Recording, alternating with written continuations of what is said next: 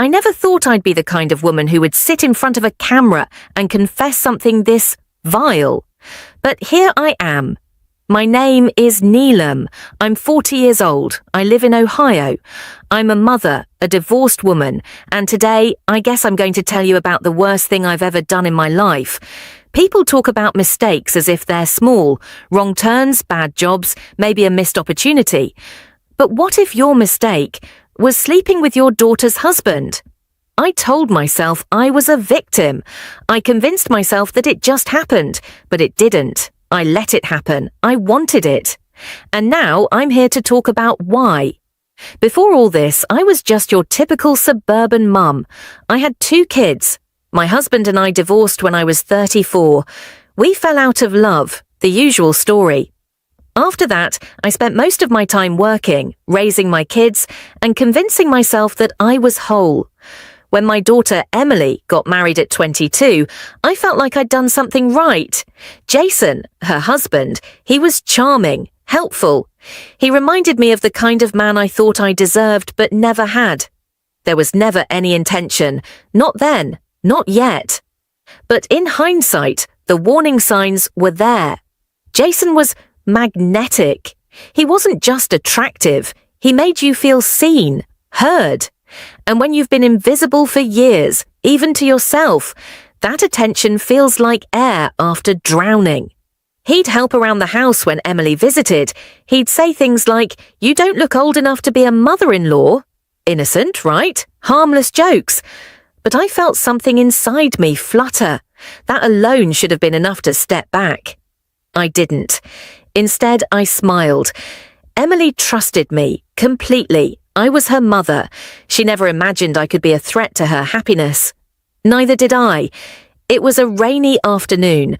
Emily had gone out shopping. Jason stayed behind. I was folding laundry. He walked into the kitchen with a cup of coffee and said, "You really are beautiful, you know that?" I laughed. Uncomfortable. He didn't. That day, something changed. His looks lingered longer. His hands brushed too close. And when he left that evening, he texted me, "You deserve more than you've been given." My heart pounded. Not because I was scared, because I felt wanted. I could have told Emily. I could have blocked him. I could have screamed. But I didn't. I replied, "Thank you." After that, the texts kept coming. Compliments, flirty jokes, memories of innocent moments twisted into something else. I told myself he was the one chasing me. And maybe he was. But I didn't run. I wore makeup when I knew they were visiting. I laughed a little louder at his jokes. I started living for those fleeting moments, stolen glances across the dinner table. I hated myself. But not enough. Then one night, Emily fell asleep on the couch. Jason and I were cleaning up. His hand brushed mine and lingered. I didn't pull away. I won't go into the physical details. But yes, it happened. One night, when Emily was away on a trip, Jason came over to help fix the sink. I let him in. I let him in. I can't even pretend I didn't know what was going to happen. We crossed a line that night, a line you can never uncross. And after it was done, I sat on the bathroom floor and cried until I couldn't breathe. I wanted to blame him, say he manipulated me, but deep down I knew it was me too. I was complicit. I was weak. I was selfish. After that, I couldn't look Emily in the eyes. Every time she hugged me, I felt like a monster. Every time Jason kissed her cheek in front of me, I felt sick. He wanted more. I refused. I blocked him. I tried to forget. But guilt doesn't go away. It gnaws at your soul. I'd wake up crying. I lost weight. I stopped going out. I wrote a letter to Emily a dozen times, but I never sent it. I thought I could carry the secret. I thought I was doing her a favor by staying silent. But secrets rot, and eventually they find a way out. Emily found the texts. I'd forgotten to delete them from the cloud. She came to my house shaking, crying, screaming. I tried to explain. She didn't let me, and she was right not to. She left Jason. She cut me off. My own daughter, my baby, called me a betrayal she would never recover from. That day, I knew I'd lost her. Maybe forever.